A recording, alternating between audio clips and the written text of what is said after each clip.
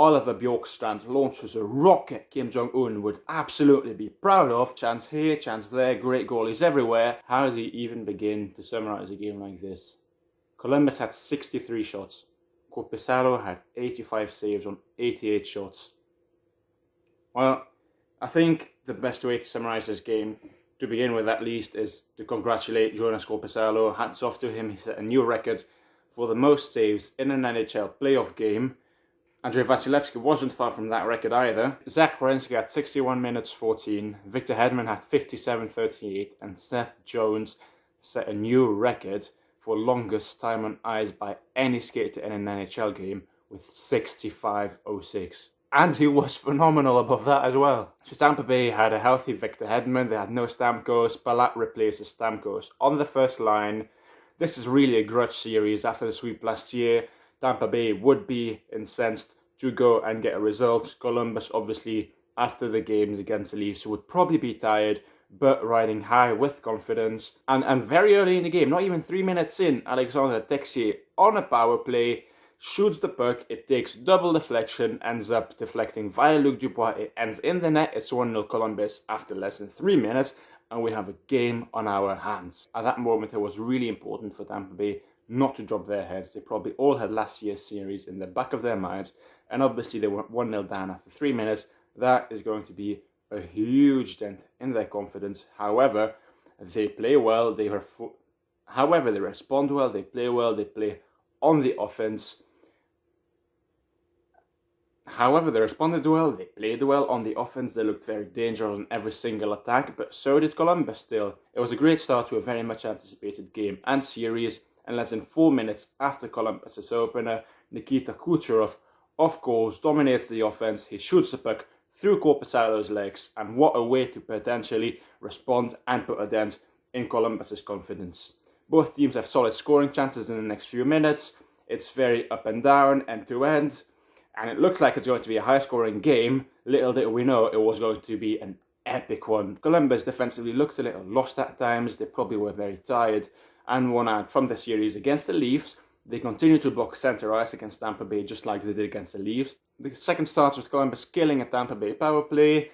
A few minutes pass with nothing really of note happening. Vasilevsky takes a Robinson knee to the head. It looks like he's shaken up, he's bleeding through the mouth, but that's all there is to it, luckily for Tampa Bay and for Andrei Vasilevsky. Tampa Bay have clearly done their homework, screening a lot in front of Korpisalo, especially Yanni Gourde, making sure his vision is restricted as much as possible. Tampa Bay shot from distance, far and close, with his vision limited, but both goalies, especially Korpisalo, remain sharp. Columbus gets a power play midway through the period. Cirelli is nearly on a breakaway, but Jones holds him back. He takes a penalty. It's a 4-on-4.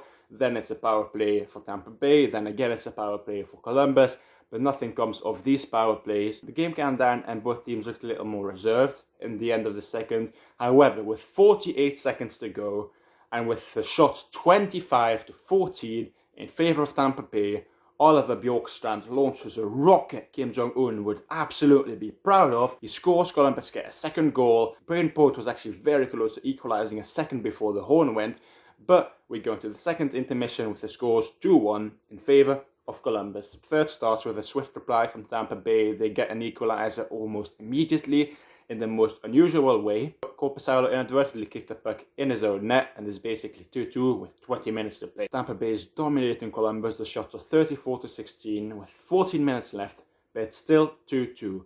There's only 2 shots in the next 6 minutes. It shows that defense was the priority for both teams. They knew that the next goal that they would concede would probably be the winning goal, and as it would turn out, that was the case, but only 5 periods later, and the shots are 41-26, and we go into overtime. So in overtime, Tampa Bay gets some zone time early on. There's a good stretch of pressure for quite a few minutes actually. Killorn had a golden chance, Korpisalo saves, and it looked like a Tampa Bay goal was inevitable. I personally thought it would perhaps come in the first OT, but I couldn't have been more wrong. With 3 minutes left in overtime, Tampa Bay had 3 incredible chances at a goal.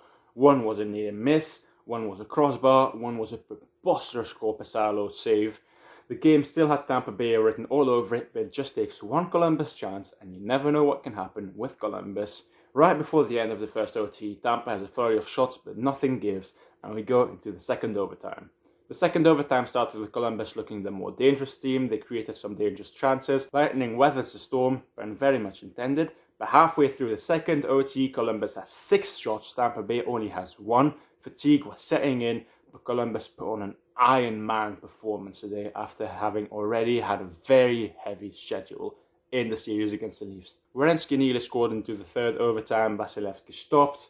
There was a power play 4 minutes in for Tampa Bay after a Foligno high stick. Korpisalo saves Columbus on several occasions. Vasilevskiy also makes a huge save on Bjorkstrand.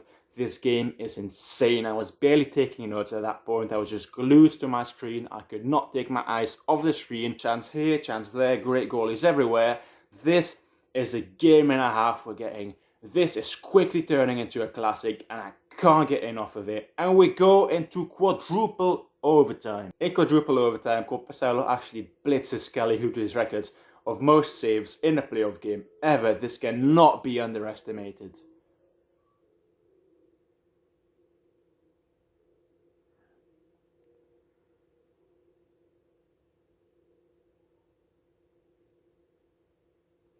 At approximately the 3:30 mark, Coleman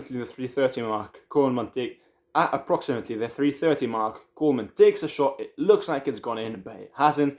Gerby takes a hit. At approximately the 3:30 mark,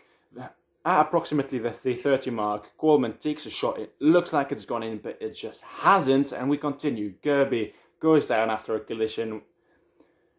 At the 3:30 mark, approximately, Coleman takes a shot. It just looked like it went in, but it hasn't. Gerby takes it. At approximately the 3:30 mark, Coleman takes a shot. It looks like it's destined for net. It doesn't go in. Gerby goes down after an elbow to the head from Ryan McDonough. It was completely accidental, though you can't give a penalty for that. And we get a 5th overtime period. 8 minutes into the 8th period of the game, Dean Kukan gets a delay of the game penalty, and surely this is it.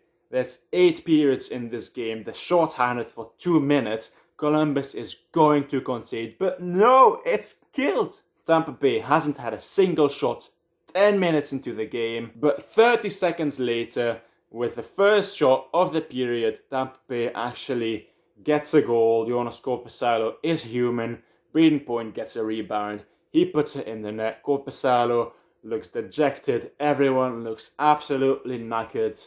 On the 88th shot, Tampa Bay gets a game-winning goal. What a game. This was actually the 4th longest game in history, and Tampa Bay just outplayed Columbus. They had more shots, more hits, and yes, Columbus had 62 blocks compared to Tampa Bay's 30, but you cannot make blocks if you don't give away shots. So this game was truly a game of epic proportions. There's no way to describe it. It was just so good. I wish I could rewatch it for the first time. I don't think we're ever likely to see anything like this in our lifetime again. It's probably one of the greatest games we're ever likely to see. I was nearly not going to watch it, but it was just what a game this was. There's no way to describe it. So I'm going to end the video here. Please let me know what you thought of the game. Who was your first star? It's probably Korpisalo, but what went through your head when you were watching it? If you haven't done so already, please subscribe, drop the video a like, and I'll see you very soon.